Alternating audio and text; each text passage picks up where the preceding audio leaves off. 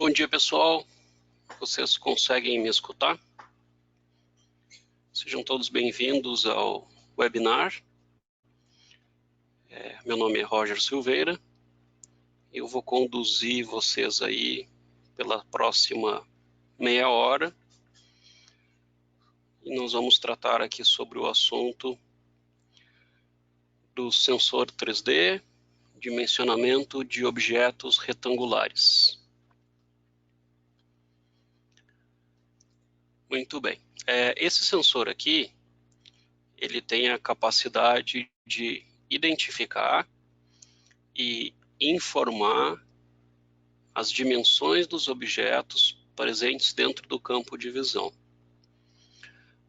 Aqui a gente consegue perceber sobre essa imagem, sobre a esteira, que nós temos diferentes caixas e elas estão em posições diferentes e elas possuem tamanhos diferentes.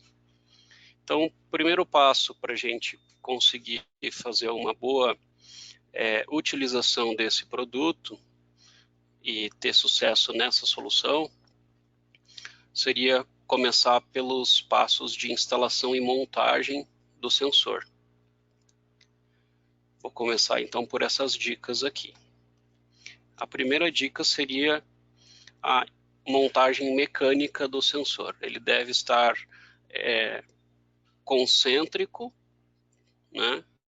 Observando na visão superior aqui, com o objeto embaixo. Na visão lateral, o ideal é a gente manter o sensor no centro do objeto. E na visão lateral, a mesma situação, manter o sensor posicionado no centro. Isso vai fazer com que a gente consiga garantir uma precisão melhor nas dimensões do objeto.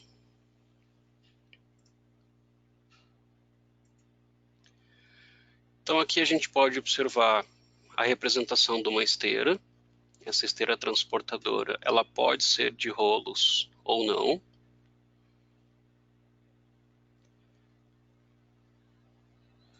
Aqui eu consigo identificar o sentido da esteira, ela está fazendo um deslocamento da esquerda para a direita. E as embalagens ou os objetos retangulares estão dispostos sobre a esteira. O sensor 3D montado nessa região aqui, está identificado um campo de visão. Essa região vermelha é onde o sensor vai conseguir identificar os objetos. E para que a gente consiga criar um sincronismo entre a aquisição da imagem desse sensor 3D e o objeto em deslocamento, nós utilizamos um sensor de trigger. Esse sensor de trigger, ele vai garantir que o objeto está sempre na posição correta para que o sensor 3D possa executar o dimensionamento.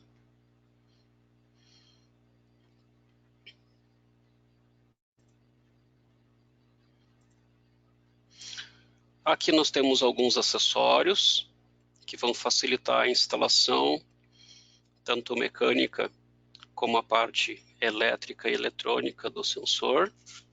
Esses acessórios são todos de fornecimento da IFM. E a gente consegue encontrar todos esses acessórios no site ifm.com.br.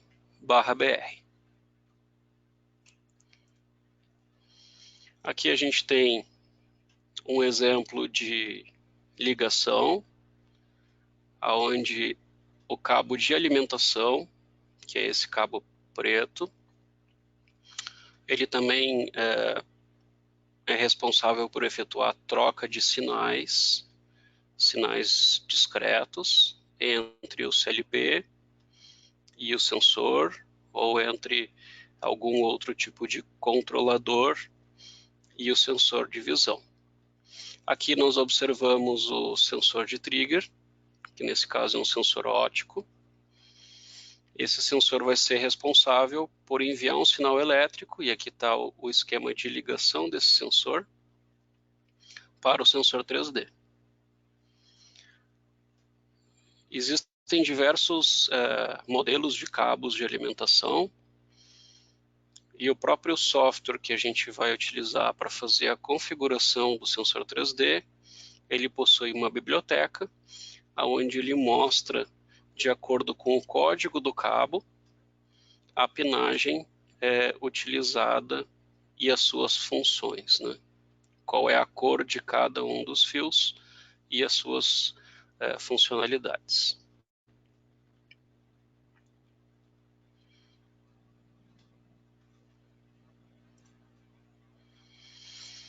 O software que eu acabei de mencionar, ele é chamado de Vision Assistant. É um software free. Você consegue efetuar o download gratuitamente no site da IFM. O link está aqui. Esse software ele é responsável apenas pela configuração do sensor. O sensor ele pode trabalhar de forma independente, não é necessário que a gente tenha qualquer controlador, PC, computador conectado a esse software para que ele funcione.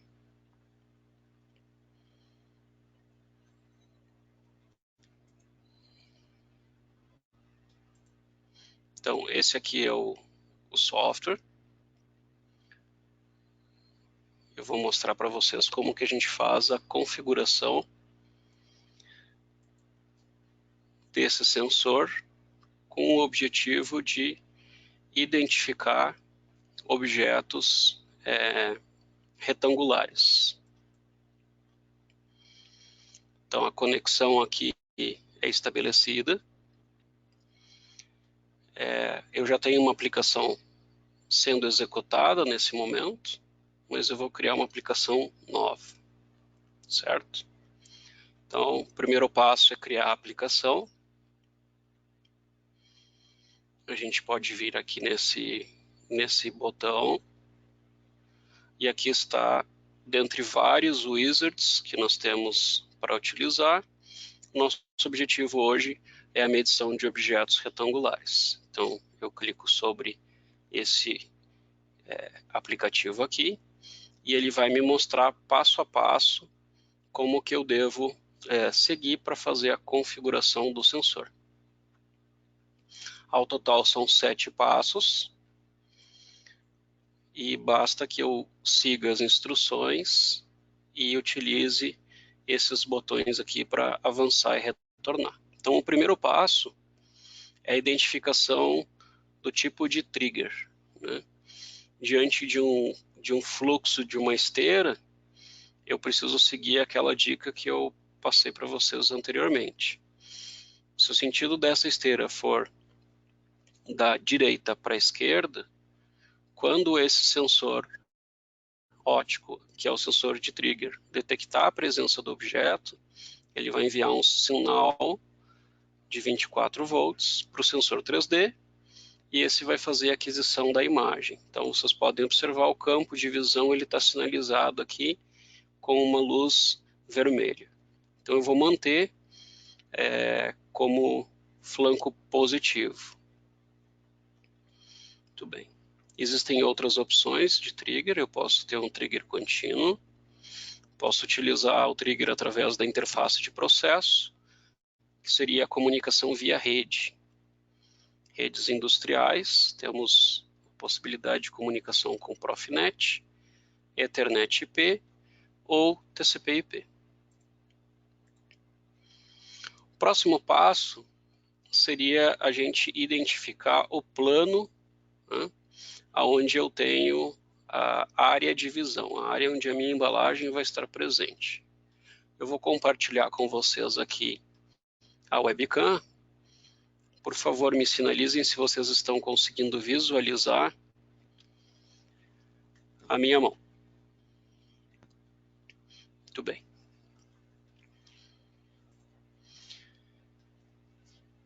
O Esta região aqui é a região onde a gente vai atuar sobre o objeto, certo? Então é necessário que eu defina, através dessa ferramenta aqui, a região de interesse, e eu posso, então, pressionar esse botão aqui. No momento em que ele está efetuando essa avaliação, eu não posso interferir com essa região, e o objeto tem que estar ausente daqui. Uma vez que eu tenho essa sinalização de aprovado aqui, eu posso seguir o próximo passo. Esse próximo passo só é utilizado se eu quero garantir um sentido de movimento em relação à esteira. No nosso caso aqui eu não vou habilitar, ok? Vamos avançar. Configurações de saída. Muito bem. Esse sensor de visão, ele possui tanto sinais digitais, onde eu posso definir a utilização deles aqui, como a informação via rede. Como a gente vai utilizar dados de dimensão, altura, largura, comprimento, eu preciso enviar esses dados através da rede. Então eu poderia configurar de duas formas, utilizando apenas os sinais via rede, ou utilizar os sinais via rede com saídas digitais, né? Eu vou optar por essa opção para poder demonstrar para vocês aqui também a utilização das saídas digitais. Além disso, eu também tenho a opção de definir uma saída digital pulsada. E eu posso definir o tempo em que o sinal vai ficar ativo ou a largura desse pulso, utilizando esse cursor aqui. Vamos seguir em frente. Então, essa etapa aqui, ela define a interface de processo. Quais são as informações que o sensor de visão vai disponibilizar para o meu controlador após o envio do sinal de trigger. Então eu vou receber aqui um sinal informando o objeto encontrado, a largura do meu objeto, a altura, comprimento, as coordenadas x, y, z, ângulo de rotação e também uma informação de qualidade. Essa informação de qualidade, ela está relacionada à capacidade do sensor de efetuar a medição. Caso a embalagem tenha uma superfície muito reflexiva e o sensor não consiga identificar através dos feixes de laser, essa medição vai ser comprometida. E através da qualidade eu consigo perceber isso. Então essa informação chegando no CLP, a gente consegue criar uma tratativa de uma falha, identificar para o operador ou para alguém que trabalhe próximo a essa estação que temos um problema ali. Muito bem. Aqui embaixo eu tenho a opção de identificar o caractere de início da mensagem, os caracteres de separação e o final. Essas informações aqui, elas são enviadas via rede. Na próxima etapa, eu vou entender um pouquinho melhor como que isso aqui se apresenta para o meu controlador. Nesse momento, eu tenho a opção de escolher o que eu vou enviar para o CLP. Nesse caso, eu vou escolher todas as opções, mas caso eu queira remover alguma, basta eu remover a seleção aqui no botão. Seguindo em frente. Então, essa imagem aqui é onde eu defino a configuração das minhas saídas digitais. A partir desse momento, eu consigo dizer que a saída digital 1 vai ter o comportamento definido por essas opções aqui. Então, eu posso vincular o sinal digital dessa saída de acordo com um objeto encontrado, por exemplo. E a saída 2, eu posso definir de acordo com algum critério. Por exemplo, a largura ou comprimento ou altura. Aí eu posso definir essas lógicas através desses botões aqui. Então, se a largura for maior do que 1, a altura for maior do que 10, ou o comprimento for maior do que 100. Com essa lógica definida, o comportamento da minha saída digital vai ser, sempre que eu atender uma dessas três opções aqui, ele vai ligar a saída digital número 2. Eu posso também inverter aqui o sinal e colocar a lógica E. Então eu preciso atender as três situações para que a minha saída digital ela ligue. Muito bem. Seguindo em frente. Essa daqui é a etapa final da minha configuração, do wizard. Então eu tenho aqui o resultado tanto para a saída digital 1 como para a saída digital 2. Eu tenho uma aba com interface de processo, onde eu consigo identificar cada uma das informações enviadas pelo sensor. Nesse caso aqui, todas elas são 0, porque eu estou aguardando o envio do meu sinal de trigger. Vocês podem observar aqui embaixo que eu tenho uma string montada com o nosso caractere de início, o ponto e vírgula, que é o caractere de separação, e aí todas as informações na sequência. Essas informações aqui são as mesmas informações que a gente tem nessa tabela, na mesma ordem. Então, se eu quiser, por exemplo, observar aqui, se o objeto foi encontrado, logo após o meu caractere aqui de início, esse star, eu tenho um ponto e vírgula, e aí eu tenho, entre ponto e vírgula, eu tenho esse 0. Esse 0 aqui, ele indica que o meu objeto não foi encontrado. Da mesma forma, eu posso observar a próxima informação, que seria a largura do meu objeto. A largura do objeto, ela está aqui, e a altura é a próxima informação. Comprimento, e assim sucessivamente, até que todas as informações aqui tenham sido enviadas. O comprimento dessa string, dessa informação, é de 66 bytes. Lembrando que cada caractere desse aqui é 1 byte. Muito bem, então eu vou colocar agora uma caixinha ali para vocês observarem o funcionamento do sensor.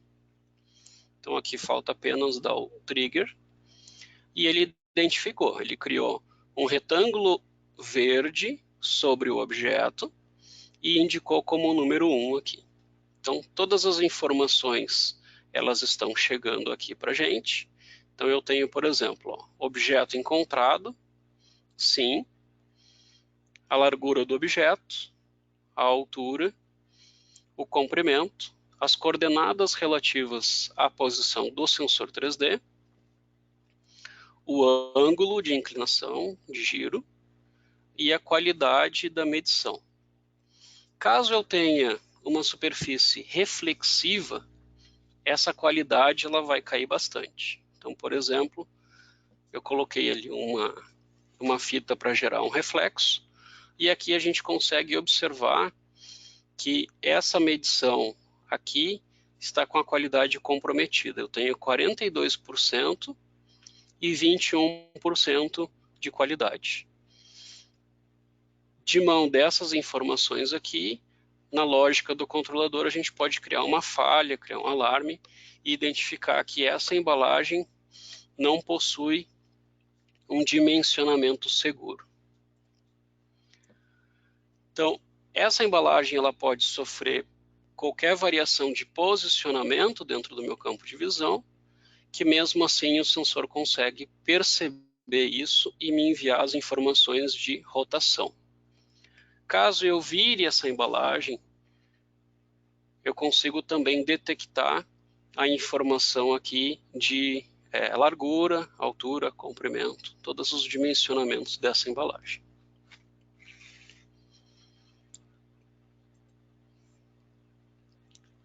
Todas as informações estão chegando aqui. Muito bem. Qual que é o próximo passo? O próximo passo seria a gente efetuar aqui o salvamento desses parâmetros, né? Quando eu fizer aqui o salvar, ele já vai diretamente para a aba de monitoramento, ou seja, está tudo pronto para o sensor funcionar. A única coisa que falta agora é um sinal de trigger. Esse sinal de trigger eu habilitei ele como flanco positivo, então eu preciso enviar um sinal de 24 volts para o meu sensor. Como eu não tenho aqui a esteira montada para a gente fazer essa simulação, eu vou utilizar uma aplicação pré-definida, e essa aplicação ela utiliza a comunicação através de rede. Então eu vou simular aqui, habilitei, utilizando esse cursor aqui, eu habilito a aplicação e vou utilizar agora todas essas informações que a gente conversou aqui através de uma interface pelo CLP.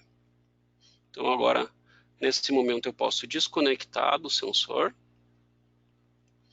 e vou conectar no CLP.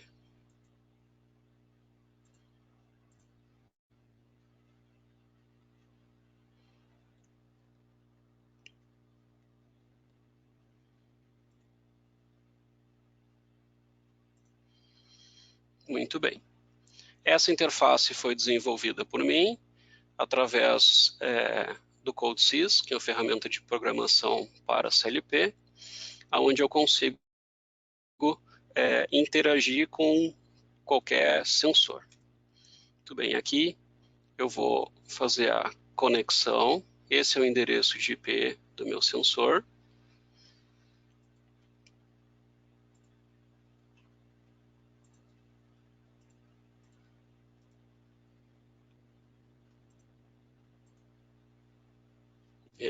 Travou aqui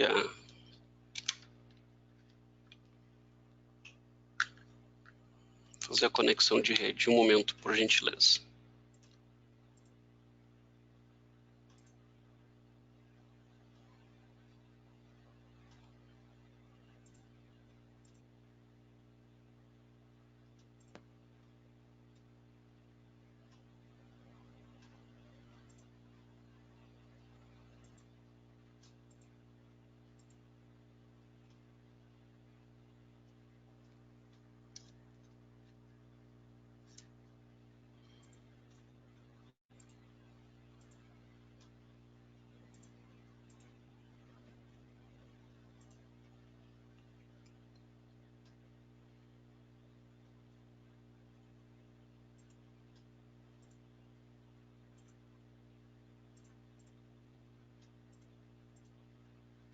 Agora sim. Uma vez que eu consigo efetuar a conexão através do endereço de IP e da porta selecionada, eu tenho aqui a conexão ativa, está online, e eu posso, através do trigger enviado via rede, eu estou pressionando esse botão aqui, então eu tenho os dados retornando a partir do meu sensor 3D, eu tenho a altura, a largura e o comprimento. E graficamente a gente consegue visualizar aqui o objeto visto de cima, então seria a largura e o comprimento, e aqui o objeto visto de lado, né? A largura e a altura do objeto. Então eu vou mudar aqui a posição dele e a gente vai observar que essas dimensões elas vão mudar.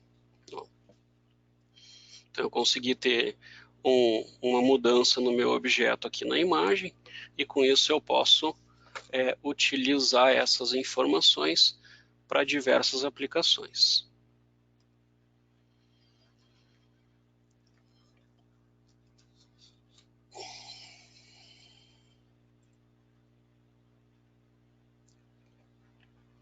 Vou colocar um outro objeto aqui. mudar um pouquinho o cenário.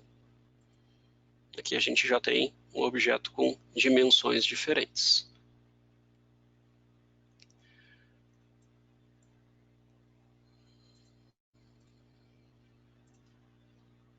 Muito bem, pessoal. O que eu gostaria de mostrar para vocês hoje era isso. Agradeço a participação de vocês, agradeço a audiência. Deixo um recado aqui a respeito dos próximos webinars que nós teremos. Amanhã teremos a integração de Masters IO-Link em plataformas IoT. Na quinta-feira, a troca de programas com o novo leitor de códigos industriais. E na segunda-feira que vem, dando continuidade aí a toda a parte de parametrização e configuração de sistemas de predição, a configuração de objetos personalizados.